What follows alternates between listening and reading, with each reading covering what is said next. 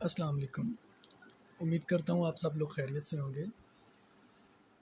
ये वीडियो बनाने का मकसद मेरा सिर्फ़ हम सब लोग जो एक बेसिक मिस्टेक कर रहे हैं, उसको थोड़ा-सा क्लियर करना है। तो काइंडली ज़रा इसको सुन के समझने की कोशिश कीजिएगा, क्योंकि जब तक हम कोई बात समझेंगे नहीं या उस पे इम्प्लीमेंट नहीं करेंगे, हम आगे नहीं बढ़ सकते। तो जी, टाइम ज़ाया किए बिना बात करते हैं कि ये 4 step we know before join. ये 4 स्टेप हैं जो हम जॉइन करने से पहले हमें बताए जाते हैं, हमें गाइड किया जाती है। जो लोग हमें रेफ़रल बना रहे होते हैं, वो ये 4 स्टेप बताते हैं। उनमें से फर्स्ट स्टेप क्या है कि जॉइन वेबटॉक पे साइन अप करो। सेकंड स्टेप क्या है, इनवाइट योर फ्रेंड्स, अपने दोस्तों को इनवाइट करो। थर्ड क्या है, मेक देम जॉइन द वेबटॉक, कि वो और लोगों को साथ में अपने अटैच करें। और चौथा क्या है, earn money and earn lot of money. ये 4 स्टेप हमें बताए जाते हैं। हमारा जो भी अपलाइन होता है, वो न्यू यूज़र्स को यही गाइड करता है कि भई आपने ऐसा करना है और आपकी अर्निंग स्टार्ट हो जाएगी। अब इसमें मेरा थोड़ा-सा पॉइंट ऑफ व्यू जो है वो मैं इसको डिसएग्री करता हूँ। वो किस सेंस में करता हूँ कि ये 4 पॉइंट्स भी हैं, लेकिन ये 4 पॉइंट्स ही नहीं हैं। मतलब कि ये जॉइन वेबटॉक मेरे नज़दीक ये पहला पॉइंट नहीं है, लेकिन ये जॉइन वेबटॉक भी है।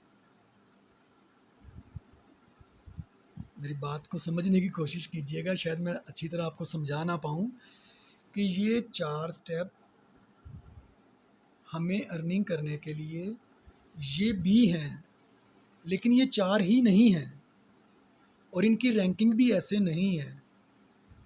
अच्छा, मेरे नज़दीक अब इसकी रैंकिंग क्या है, शायद कुछ लोग मुझसे डिसएग्री करें, लेकिन जो मुझे समझ आती है मैं वो वही बात करूँगा।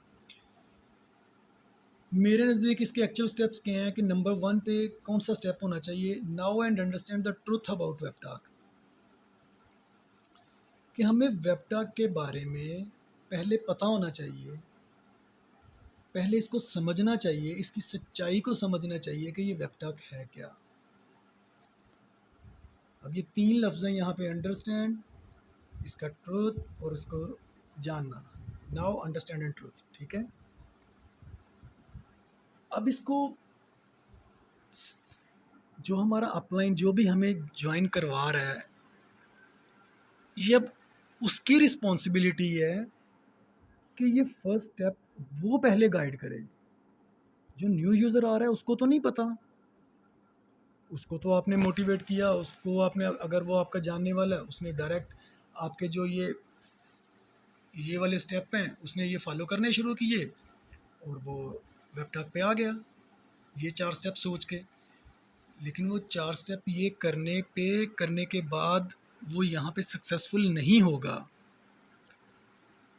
आपको पहले उसको बताना पड़ेगा कि वेबटॉक क्या है, आपको उसको बताना पड़ेगा कि ये कब से वेबसाइट वर्किंग कर रही है, ये आपको उसको बताना पड़ेगा कि आप इसका लेजिट होने को आप इसको चेक करें, आप इसको जाके देखें, गूगल पे जाके इसको गूगल के साथ इसकी सिक्योरिटी चेक करें कि ये गूगल के साथ सिक्योर्ड है कि नहीं है।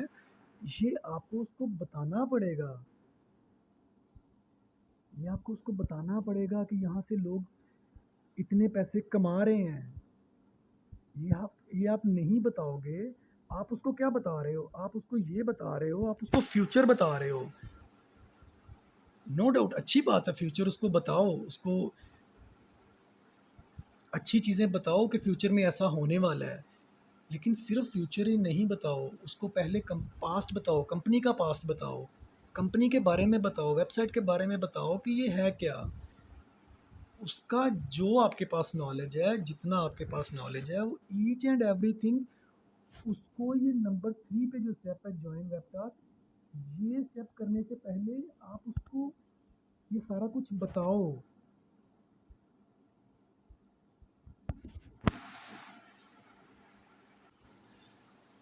मतलब आपको उसको ये बताना पड़ेगा कि भाई ये कोई इन्वेस्टमेंट प्लेटफॉर्म नहीं है, ये कोई डबल शाह सिस्टम नहीं है, यहाँ पे कोई पैसे डबल नहीं होते, यहाँ पे मेहनत करना पड़ती है, मेहनत करने के बाद आपको उसका रिवार्ड मिलता है, मेहनत करने के बाद आपको उसकी अर्निंग होती है।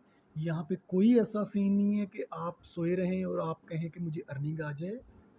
ये सारी चीज़ें उनको कौन बताएगा? ये आप बताएंगे। ठीक हो गया। अब आप इसमें एक आप खुद ही सोचें ज़रा, जो लोग यूज़ कर रहे हैं वेबटॉक ऑलरेडी, जो लोग आपके साथ 1 महीना पहले आपके रेफरल्स थे, क्या वो अभी भी आपके रेफरल्स हैं? क्या वो अभी भी आपके साथ अटैच हैं? क्या वो अभी भी वेबटॉक यूज़ कर रहे हैं? बहुत रेयरली चांस होगा कि बहुत बहुत ही कम लोग होंगे जो आपके साथ अभी तक अटैच हैं, बहुत कम। उसकी क्या वजह है? उसकी यही वजह है कि आपने उनको गाइड गलत किया है। आपने उनको जो 3 नंबर वाला स्टेप है, आप उसको 1 नंबर पे लेके जा रहे हो।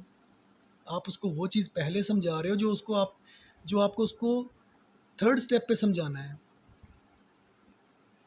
ठीक है, इसलिए इस जो भी नया यूज़र आए, ये यूज़र्स को भी चाहिए कि आप पहले अपना पूरा उसके बारे में उसको स्टडी करें, प्लेटफॉर्म को देखें, उसको समझें, और समझने के बाद फिर जो सेकंड चीज़ क्या है कि if you are committed at least for 3 months. ये मैं अपनी पिछली वीडियो में भी बता चुका हूँ कि 3 मंथ्स मिनिमम, एटलीस्ट 3 मंथ्स। क्यों हम कहते हैं? इसलिए कहते हैं कि भाई 3 महीने तक आपको अपनी टीम बिल्ड करने में टाइम लग जाएगा। मतलब अगर आप प्रॉपरली काम कर रहे हो, प्रॉपरली अपनी टीम पे वर्क कर रहे हो, तो ये लाजमी भी नहीं है कि आपको 3 महीने ही लगेंगे। ऐसे एग्जांपल्स हैं जिन्होंने आज ही स्टार्ट किया और उन्होंने उसी मंथ में अपना कैश आउट भी लिया है। लेकिन चलें, हम उन जीनियस में से नहीं हैं, हम एक आम से बंदे हैं, तो हम उसी हिसाब से बात करते हैं कि हम 3 मंथ एटलीस्ट आप अपने जो रेफरल बना रहे हैं उससे उससे कहें कि भाई आपको 3 महीने कमिटेड होना पड़ेगा कि आप बिल्कुल ऑनेस्टली, डिसिप्लिन्ड, हार्ड वर्किंग और पेशेंस रख के आप जो हैं वो काम करेंगे। ठीक है, इन सब चीज़ों के बाद आपके जो वो बाकी स्टेप हैं वो आप उनको इम्प्लीमेंट करवाएं। जब आप ये सेकंड स्टेप कर लोगे, जब आप उससे पहला उसको now and understand and truth about Webtalk ये सारी चीज़ें बता लोगे, जब आप उसको ये पूछ लोगे कि भाई अगर आप 3 मंथ्स एटलीस्ट कमिटेड हो, फिर आप उसको बोलना कि भाई अगर ये तुझे सारी चीज़ें, ये दोनों चीज़ें समझ आ रही हैं, अब आ, अब इस प्लेटफॉर्म पे आ, अब तुझे कोई नहीं रोकेगा सक्सेसफुल होने से। और उसे भी समझ आ जाएगी कि मुझे ये करना है, खाली मुझे ये नहीं करना कि मैंने ग्रुप्स में रह के लाइक्स करने हैं, कमेंट्स करने हैं, पोस्ट शेयर करनी है, इससे अर्निंग नहीं होगी। और एक मतलब वो वर्ड्स तो शायद थोड़ा सा ना आपको अच्छा लगे, लेकिन 100 गधों से 10 घोड़े बेहतर होते हैं। आप धड़ाधड़ लगे हुए हैं अपने रेफरेंस बनाने में, आप उनको बताते ही नहीं हैं कुछ, आप उनको सिर्फ आप 2-3 आपने रटी रटाई लाइनें हैं जो सब लोग यूज़ करते हैं कि भाई ये अच्छा प्लेटफॉर्म है, ये यहाँ पे करना कुछ भी नहीं है, यहाँ पे पोस्ट करना होती है, लाइक करना होता है, कमेंट करना होता है, और 2 से 3 महीने आपको वेट करना पड़ेगा और आपको रेफरल्स बनाने हैं। ये 3 रट्टी रटाई चीज़ें आप सबको बोलते हो और ये बोल के आप उनको अपना रेफरल बनाते हो।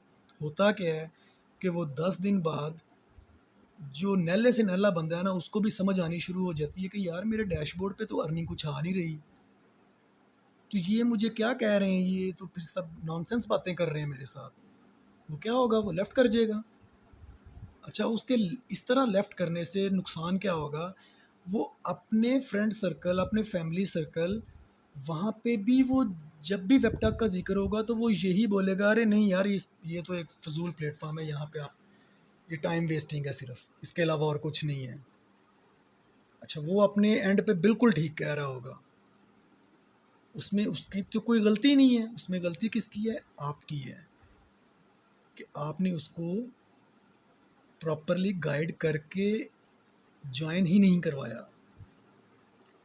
भाई देखो, मैं आपको कहता हूँ कि मैंने वो एक जो पिछली वीडियो बनाई थी ना इनकम कैलकुलेटर वाली, उसमें मैंने सिर्फ पाँच लोग सामने रख के तो उनकी कैलकुलेशन की थी।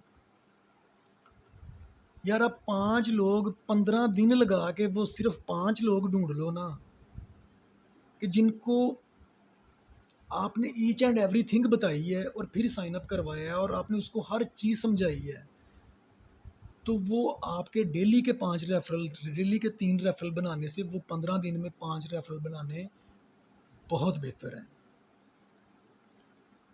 तो काइंडली इस चीज़ को समझें और सोचें कि आपने इस पे कैसे सक्सेसफुल होना है। चांस हमारे पास है, अगर हम इसको अवेल नहीं करते तो इसमें टोटल ज़िम्मेदार हम खुद हैं।